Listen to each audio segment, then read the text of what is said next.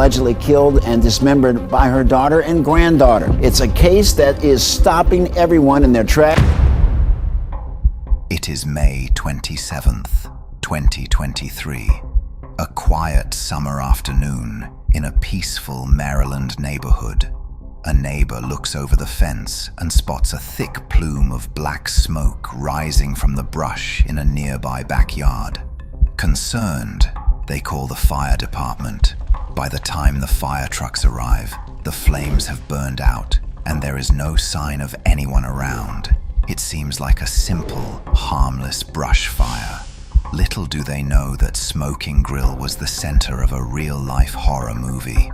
The people living in that house weren't just having a summer barbecue. They were actively trying to burn the dismembered remains of their own mother and grandmother, cooking pieces of chicken right alongside her to mask the horrific smell. This is the disturbing story of 71-year-old Margaret Craig, affectionately known as Auntie Joyce, and the ultimate betrayal by the people she trusted most. Margaret was a vulnerable woman. She had recently suffered multiple strokes, showed early signs of dementia, and required long-term care. Luckily, she had what appeared to be the perfect setup. Her 44-year-old daughter, Candace, lived under the same roof and served as her full-time, dedicated nurse. To the outside world, Candace was a devoted daughter, giving up her own life to care for her ailing mother.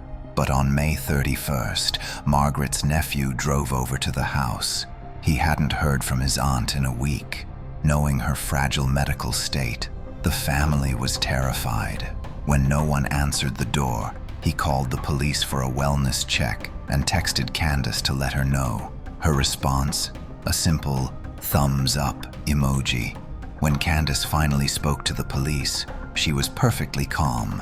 She claimed Margaret had simply gone to a friend's house and that she wouldn't file a missing persons report until 72 hours had passed. It sounded reasonable enough for the police to leave, but it wasn't enough for Margaret's family. 2 days later, on June 2nd, the family called 911 again. This time, when officers arrived at 1:37 p.m., Candace opened the door and let them inside, acting completely ignorant that there was anything to worry about. But the second the police crossed the threshold, they were hit by it, a smell that is impossible to forget.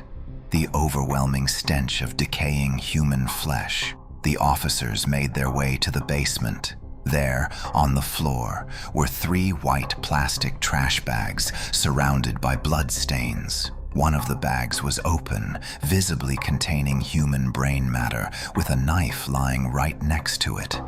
As they searched further, they found cleaning materials, cutting utensils, and the most chilling piece of evidence of all, a brand new chainsaw. The devoted daughter had just invited the police into a slaughterhouse. Investigators immediately brought Candace and her 19-year-old daughter Celia in for questioning. They placed them in separate rooms to see if their stories matched up. In her interview, Candace performs. She rubs her neck and back, acting like she is in physical pain, and paints a picture of a severely depressed, confused mother. She claims she last saw Margaret on Monday, that they had grilled some hamburgers and chicken and brought the food to her room. Candace plays the victim perfectly, insisting that Margaret often wandered off and that she was just waiting for her to come back. But next door, her teenage daughter Celia is already unintentionally undermining the story. Celia claims Margaret was depressed, crying on the phone, and that she hadn't left the house. But more importantly, the timeline is completely broken. The detectives know they have leverage, so they drop the bomb on Celia. The investigator looks at the 19-year-old and says, "We found a dismembered body, chopped up in bags in your basement. We don't know whose body it would be." The psychological weight of the situation crashes down on Celia. She hugs herself tightly, looking around the interrogation room, the reality of a long prison sentence sinking in. The investigator offers her a fruit cup, a small gesture of comfort to encourage a confession. And it works. The facade crumbles. and the horrifying truth spills out. Celia admits that in the early hours of Tuesday, May 23rd, over a week earlier, she heard her grandmother scream. It was a terrible sound.